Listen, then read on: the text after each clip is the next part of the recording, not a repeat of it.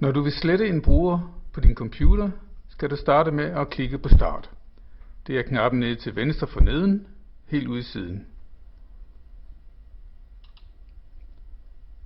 I det grå felt vælger du Kontrolpanel,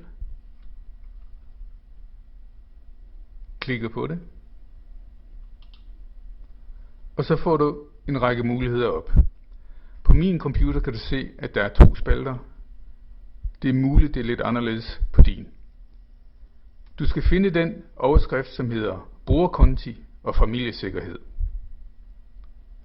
Under den er der en lille rubrik, der er blå, som hedder tilføj eller fjern brugerkonti. Den klikker du på. På min computer er der 3 brugere. Der er min egen bruger, som hedder Jackson. Der er en bruger, som hedder musik. Og der er en bruger, der hedder gæst. På din computer vil der formentlig være 3 også, eller 2.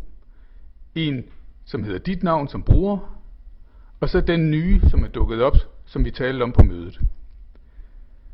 Den klikker du på. Så kan du se, at du har en række muligheder for at lave ændringer.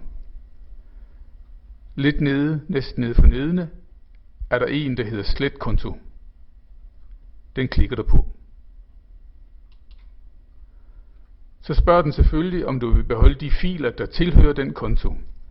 Eftersom du ikke har noget at gøre med den her konto, så kan du roligt sige slet filer, går jeg ud fra. Hvis du er usikker, så klik på behold filer.